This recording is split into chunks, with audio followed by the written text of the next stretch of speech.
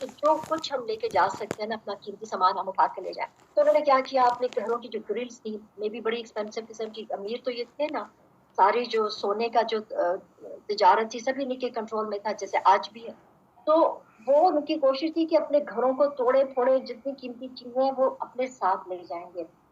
तो कोई अपने घर को खुद उजाड़े, अपने घरों को ये खुद ही तोड़े और मुसलमानों के हक बर्बाद करवा रहे थे. बस ए आंखों वाले, इबरत हासिल करो.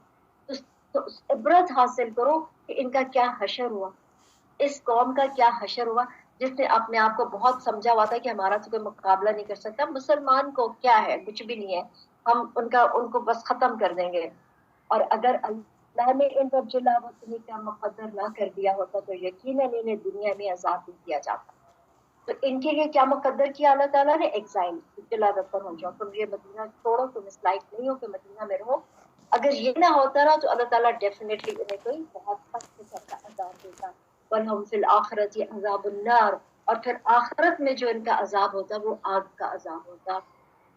ये इसलिए कि इन्होंने अल्लाह के और उसके रसूल की मुखालफत की. रीजन क्यों इनको एग्जाइल किया गया, क्यों उनको कहा कि तुम लोग यहाँ से निकल जाओ, इस वजह से कि ज़ालिका बिअन्नहुम शाक़ुल्लाह व रसूलहू, इन्होंने ये रसूल अल्लाह सल्लल्लाहु अलैहि वसल्लम के अगेंस्ट गए, ये अल्लाह ताला की बातों के अगेंस्ट गए, जो कहा उसके ये मुखालफत की इन्होंने, तो अल्लाह भी सख्त अजाब करने वाला है. तो फिर आप अगर इस तरह से करोगे तो फिर जान लो कि तुम्हारे साथ वही होगा जो तुम कर रहे थे. तुमने मुखालफत की, अब अजाब है तुम्हारे लिए. तुमने खजूरों के जो दरख्त काटे, किसको एड्रेस किया जा रहा है, हुज़ तुम, रसूलुल्लाह सल्लल्लाहु अलैहि वसल्लम.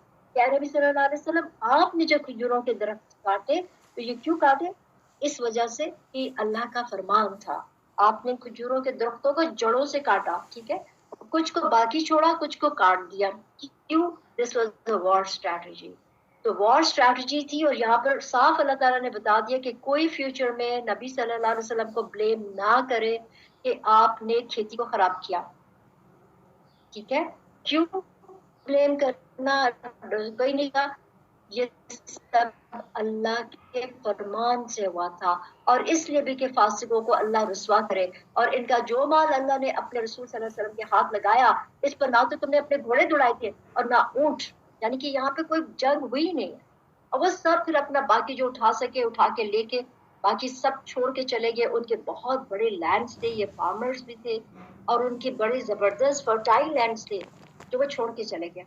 तो अल्लाह ताला क्या फरमा रहे हैं, क्या तुम्हारी यहाँ पे जंग हुई, क्या तुमने कोई घोड़ों से मुकाबला किया, कोई ऊँटों से मुकाबले किया, कुछ भी नहीं किया, मगर तुम्हें बेइंतहा माले गनीमत मिल गया. इसको कहते हैं फै, जो कि आपको बगैर जंग के दुश्मन अगर अपना माल वाल छोड़ जाए तो अल्लाह ने तुम्हें वो दे दिया. बल्कि अल्लाह अपने रसूल को जिस पर चाहे गालिब कर दे, यानी कि इसमें कोई हैरान होने की बात नहीं है.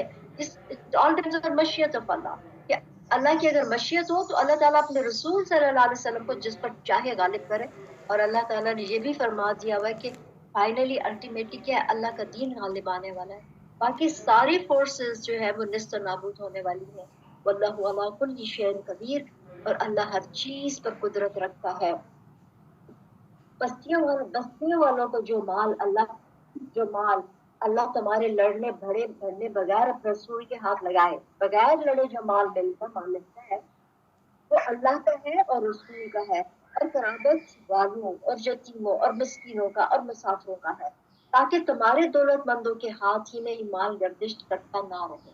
तो हमारे इकोनॉमिक्स क्या है हमारे दीन की, कि द माल शुड बी सर्कुलेटेड, माल एक हाथ में ना रहे. जब माल एक हाथ में रहता है, या चंद, जिसको हम कहते हैं ना कि 10 रिचेस्ट फैमिलीज इन पाकिस्तान, तो ये पूरे मुल्क की इकोनॉमी जो है वो सत्यानाश हो जाती है. तो माल शुड बी सर्कुलेटेड. जिस तरह पानी अगर नहीं बहता तो पानी बदबूदार हो जाता है, पानी के अंदर कीड़े मकोड़े डेंगू मच्छर पैदा हो जाता है, बदबूदार हो जाता है. इसी तरह से माल घरों से और अपने मालों से निकाल दिए गए ये वो महाजिर जो कि मक्का छोड़ के आए थे अपना बिजनेस कारोबार, क्योंकि मक्का में तिजारत होती थी और मदीना में क्या था, ज्यादा प्रोफेशन क्या था, खेती बाड़ी. तो ये वहां से अपना सब बिजनेस, घर बार, माल मता सब कुछ छोड़ के आगे. तो इस फै के माल में इनका भी हिस्सा होगा. वो अल्लाह के फजल और इसकी रजामंदी के तलबगार है, और अल्लाह की और इसके रसूल सल्लल्लाहु अलैहि वसल्लम की मदद करते हैं. यही रास्तबाज लोग हैं.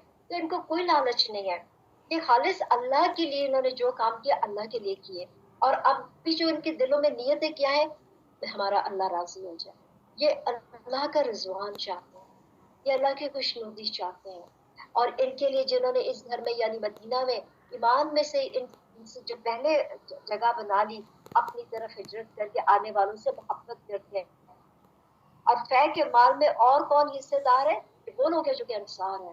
تو اللہ تعالیٰ نے پچھلی آیت میں مہاجرین کو اپریشیٹ کیا، ان کی تعریف کی، اور اب اس آیت میں اللہ تعالیٰ انصار کو اپریشیٹ کر رہا ہے، ان کی تعریف کی جا رہی ہے کہ یہ جو انصار ہے، جو آلریڈی مدینہ میں ہے، یہ جو کہ آنے والوں کو جنہوں نے جگہ دی، یہ ان سے محبت کرتے ہیں، اور مہاجرین کو جو کچھ دے دیا جائے ان سے وہ اپنے دلوں میں کوئی تنگی نہیں رکھتے، سبحان اللہ۔